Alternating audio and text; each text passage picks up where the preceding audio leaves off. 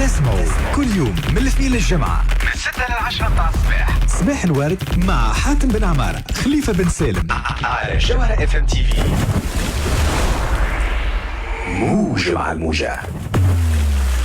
صباح الورد وشكرا لكم على الاستماع وعلى المشاهدة. نوصلوا توا في هذا التوقيت بالذات 9 غير ربع، وقبل ما نمشيو للوتوروت سنانا في اللوتوروت الفقرة اليومية متاعنا نوصلوا لدقيقة اجتماع مع اسيرونس اجتماع. الدقيقة هذه راهو نحبوا نمروا بها ام ميساج للناس الكل باش نزيدوا نستحفظوا على سلامتنا، وخاصة اليوم نتحدثوا على سلامة فلذات أكبادنا.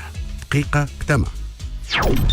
دقيقة اجتماع، تأمينات اجتماع منذ 1912. فما مثال كنت نسمعه قبل ويظني مازال توا معتمد، المثال شعبي تونسي يقولوه برشا الكبار، يقول لك ولدك على ما تربيه وراجلك على ما تسنسه. النصف الأول يا سيدي باش ما نفتيش في النصف الثاني، رغم النصف الثاني زاد صحيح، النصف الأولاني راه ولدك على ما تربيه. إذا كان تحصروا في الدار وتخاف عليه من الخروج وما تخليهش يتنفس وما يعرفش الدنيا كما نقولوا احنا، راهو نهار اللي يخرج يكون معرض لعدة مخاطر، خاصة وقت اللي يمشي في الطريق.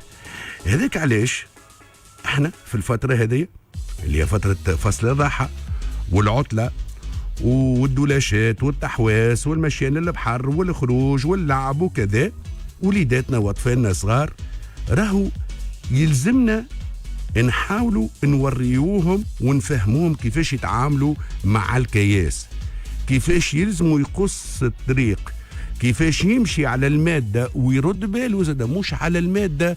راهو ما فماش اختر، لا اللطف عليهم وربي يحفظهم الكل، وليداتنا وبنياتنا راهو فما اختر.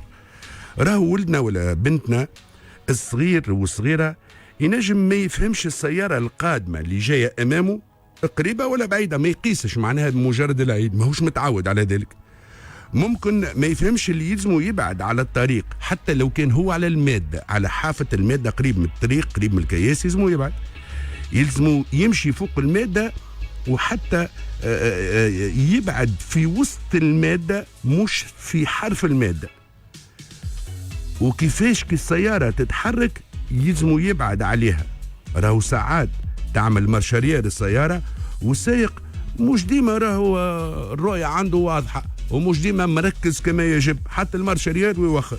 واللطف عليكم وعلى وليداتنا، برشا حوادث صارت لصغيراتنا في حالة السير متاع السيارة إلى الوراء في المارشاريير، السائق ما ينتبهش ووصلوا في بعض الحالات وسمعتوا بهم انه بو يسوق في سيارته يدهس من تالية وهو عامل مارشاريير، ولده ما راهش. هذاك علاش نقولوا راهي الفرصة الآن باش نخرجوا وليداتنا ونعلموهم ونربيوهم على كيفية التعامل مع الكياس، وكيفاش يمشي في المادة، وكيفاش يقص الكياس، وكيفاش يحترم إشارة المرور. الله غالب سامحونا نزلنا شوية، لكن علاش نحبوا ميسالش هكا هالوجيعة في الصباح، نتوجعوا شوية بالكلام هذا، لكن نربحوا ما نتفجعوش وما نتوجعوش في فلذات أكبادنا. ربي فضلهم ونعمل عليكم الكل باش نعلموهم كيفاش يمشيوا في الطريق وعلى المادة. كانت هذه دقيقة اجتماع، وراجعين بعد قليل باش نمشيوا مع بعضنا للوتوروت. ابقاو معنا. دقيقة اجتماع، Assurance اجتماع depuis 1912.